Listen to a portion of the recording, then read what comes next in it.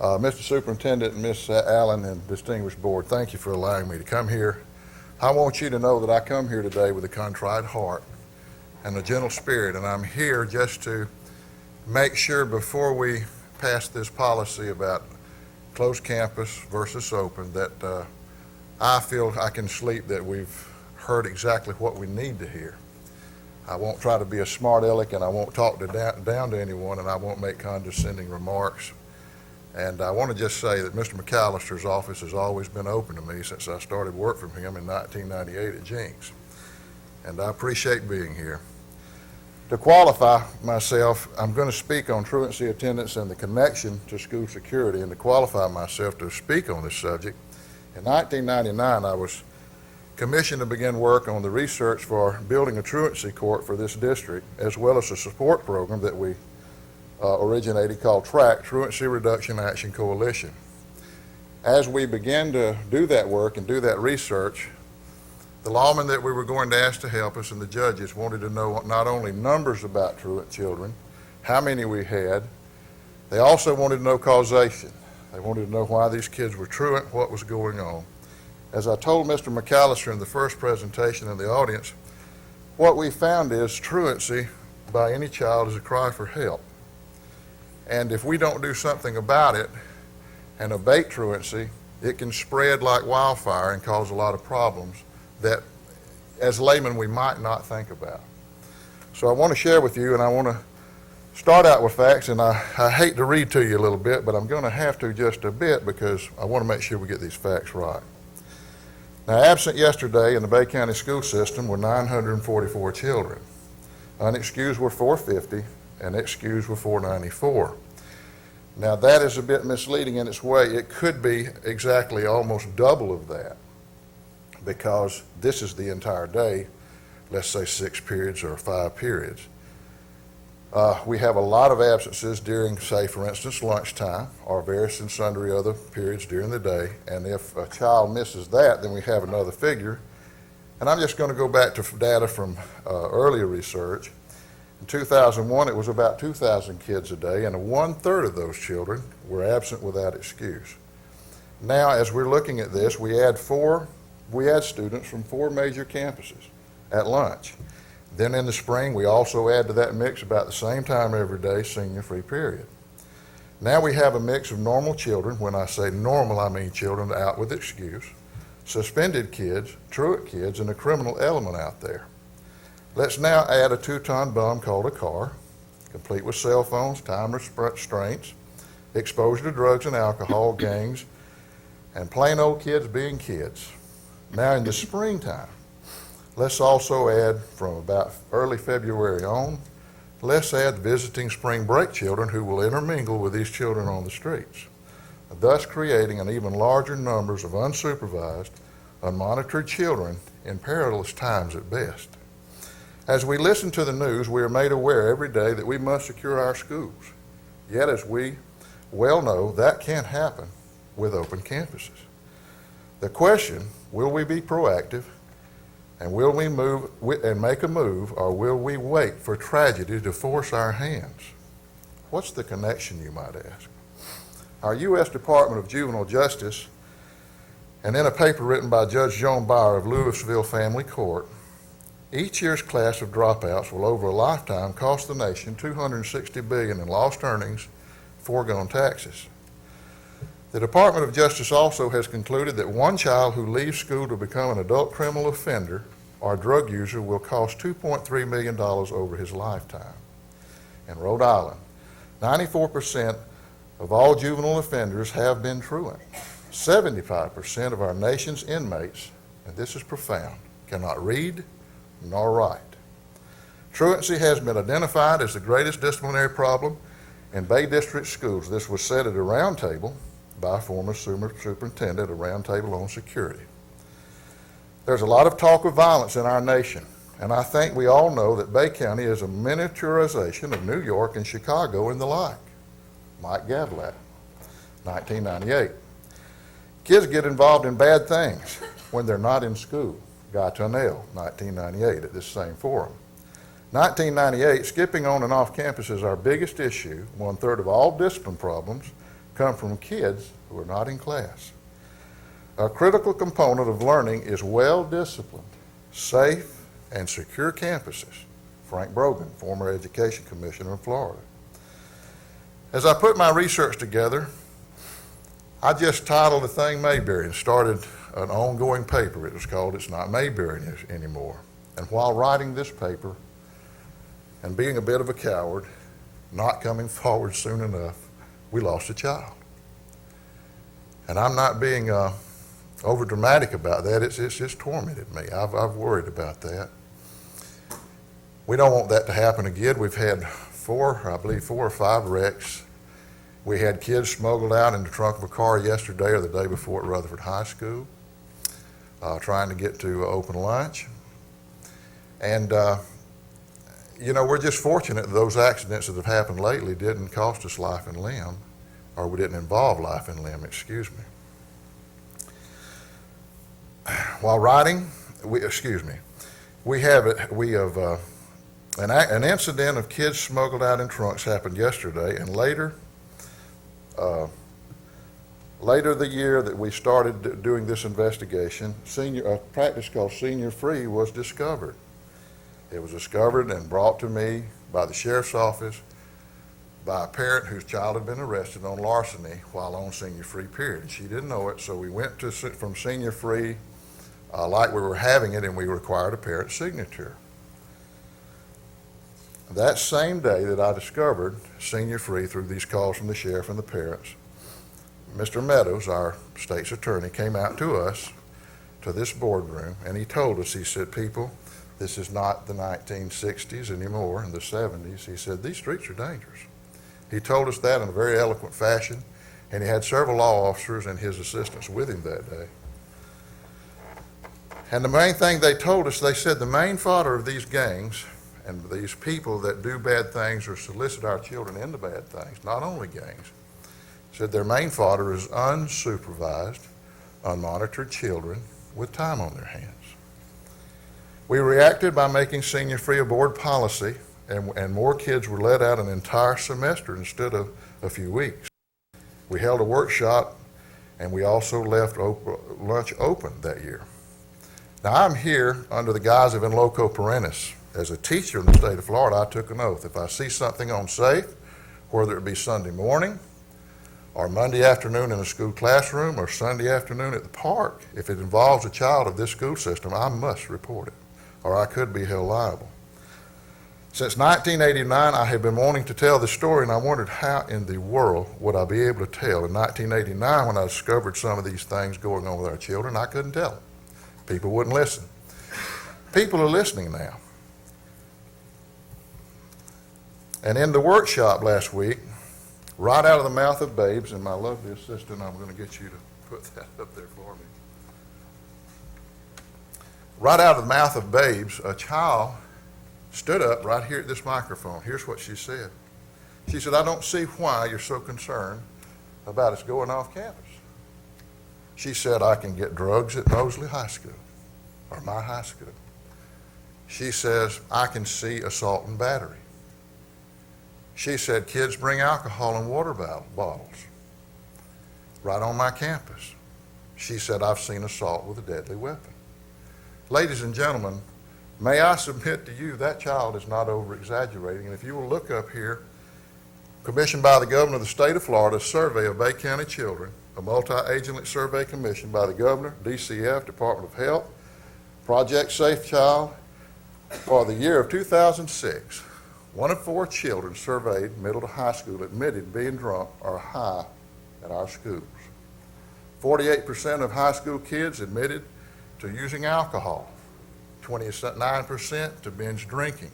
15% have committed assault and battery. The number one drug among our children is alcohol. Number 2 is marijuana or hashish.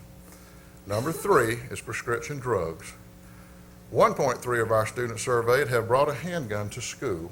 5.9% of students surveyed carries a handgun on the streets. And this was commissioned by the Office of the Governor, Florida Youth Substance Survey, 2006. So the child, when she made that statement, wasn't just being over dramatic. She was actually telling the truth. Ladies and gentlemen, I've listened to children for 30 years in this system. I've loved them, I've laughed with them, I've cared for them, and I've buried a few. These children need our help. And these statements coming from these children are a cry for help. Mr. Husfeld's daughter stood up here. She said, you know, I want to go off campus, but I'd work with you. I'd work with you if you needed to do whatever. Another child from Bay High, who was an eloquent speaker himself, said, you know, I'm going to vote for what my classmates want, but I've only been off campus twice. So that indicates to me these children could live with this closed campus if we could do it. Uniforms. The administrator in this district patted me on the shoulder the other day and said, did you notice the kids being filmed running off Moses campus? I said, well, I saw the picture. Did you notice they weren't in uniform? People are noticing this kind of stuff, and it all ties in to campus security and discipline. I need these children in uniform so when I see 35 students down at this technological shop at the mall, which they hang out a lot, I need to be able to look out there and see a uniform that designates Bay High, or Mosley, so I can tell. That's one thing. The other reason for uniforms was compassion and discipline. You didn't have to worry about feeling bad about your clothes not being up to standard. So, coming on campus after you have left, say you go to lunch and you come back, the most dangerous thing, all your SRO organizations will gladly tell you, the most dangerous thing in the world is a kid leaving campus for an hour at lunch, 2 hours, coming back on campus without being checked. Lots of things happen when kids leave a campus, and they're very, very dangerous. And I would submit to you that our children at this point need a miracle. This world is dangerous. And I would also submit to you that the most profound thing that disenfranchises our young men and young women is not being able to read. We can't keep teaching them to read if they're not in class. But not being able to read is one of the most devastating things that devastates our children. Now the Twin Towers, the eve before the Twin Towers were attacked, had we come in and somebody said, such as Miss Saveston, that terrorists had threatened our schools, we would have laughed them to scorn. But we found out that was possible. There have been several, as Miss Saveston pointed out in the workshop, there have been several threats. Some of those threats still come to my way, or the news of those. Solutions. When I was at Mowat at lunch, and I know things have changed a bit, when I was at Mowat in 1980 to 85, I coached ball there and did promotions for them there, taught in the classroom. We fed 1,750 children in that lunchroom every day. Now the stipulations may be different, I'm not sure. The staff and the lunchroom people have told me they can feed them if we just had a little more time at lunch. And I would invite everybody in this room that's in education to read this. The Children Left Behind, get it and pull it up on the internet or ask Mrs. Poole about it. I got it from her the other day, too, excuse me. This is wonderful, and it tells you about what's going on with our children academic-wise and what the kind of help they need so they're not left behind. This thing is by Robert Barr. I wish you'd get it and look at it. I want you to allow me, and I'll be done here in just a moment. I want you to allow me to ask you this question. And here's what I'm concerned about. This is a facsimile. This is my made-up permission slip, and I've got a notarized signature. Our state's attorneys come out here twice with all kinds of lawmen to tell us what I've tried to tell you today, and I've not given you my opinions. I've given you facts from other people. I want to ask you, will this petition, if we go ahead and go with an open or closed campus, but we allow kids to leave with this petition, will it make the streets safer for our children? Will it? Search your heart. Will it clean up our streets? Will it abate the drug dealers that approach our children? Will it lessen traffic hazards? Will this petition lessen gang prevalence or have any effect on it? Will it lessen any danger that might befall our children during lunch? Just as citizens in this community gathered at the Glenwood Recreation Center last week, they decided they're tired of all the violence and things that could happen to our children and would befall our children, and they have banded together and stood up. That's our community. And I'm hereby saying on our children's behalf, we must stand for these children also, just as they're doing. And if anybody, when I ask these questions, if the answer is no, I don't see where this piece of paper will make it safer, then we must close these campuses, period, and protect these children. Thank you, sir. George. Yes, May I, sir. Madam Chair? Sure. Okay. Mr. George, you make your presentation today at the pleasure of the superintendent? Sir? You make your presentation today at the pleasure of the superintendent? I came as a private citizen, but I was instructed to state my case as an employee of the Bay County School System. Okay, because until the latter part of your comments, everything was consistent with what the superintendent is presenting to us today in terms of closed campuses. Okay. Okay. The other issue is that, you know, to make reference to security, uniforms, that type of thing, I think it's important to understand that, you know, and I speak for as a board member, you know, supporting uniforms as what our leaders in our schools wanted us to do. Now, whether or not they walk off campus, you know, at lunch or walk outside and shed their clothing, you know, jump into their bags and put on new clothes or other clothes or whatever. Sure. I mean, as board members, I don't think there's an expectation for us to stand out there and somehow police the policy. I think as board members, we have an expectation of ongoing campus security issues like cameras on campuses, fencing in our schools, building new schools where we can lock them down, you know, all kinds of issues that we are doing on an ongoing basis. And what I find that I'd like to hear more from you about, Sure. I don't have a problem listening to issues of concern, but I'd like to hear issues of solution, specific solution. I'm hearing you about the closed campus thing, okay? That's been debated over and over again, and again, the superintendent has brought us I'll be glad to answer your question about the solution. Solution would be we'd enforce the uniform policy. That would be the solution. everything that we- you've listed today. No, but the solution to the uniform issue that you just brought up, sir, the solution to that, we need to enforce it. In other words, we're going to have that as policy. We need to enforce it. And what I'm trying to tell you is, not only myself observe that it's not being followed, other people as well observe that it's not being followed. It's actually even photographed. And when these children go to school without their uniforms on and then they leave campus, they're harder to identify if they don't have their school uniform on. That plus a well-disciplined campus. In other words, if we're going to have that policy, if we don't enforce it, our children think we're phony. Okay, and I would agree Yes. with you about every policy like that. You're talking about an operational issue, not a policy issue. Yes. I mean, our job is to create a policy, do the best we can to create campuses that are secure, and the implementation comes from our employees and from our superintendent, who I think, in this particular issue, I've heard him say that I have told our employees, our principals, you will enforce that, and we're having them come in here, you know, with issues about it. So, Well, I but hope think it's, I'm hearing you in a boardroom Mm-hmm. at the podium, making statements. And I think it's important to address the whole picture about it. I mean, as a board member. As a Well- board member, we vote to create policy. After that, it becomes implementation. I hope my talk, as it were, wasn't interpreted as just involving uniforms. That was just one point. I understand. And if we don't, in other words, like Brogan even said, we've got to follow and we've got to have discipline. Discipline and security all correlate, and they all are inextricably linked, just as Truitt's is. My question, I'm curious, and I'm asking you personally, Sure. why do you think that for 40 years, we've had numerous administrators in our high schools that have never closed their campus at Well, lunch? I'll be glad to answer that question for you.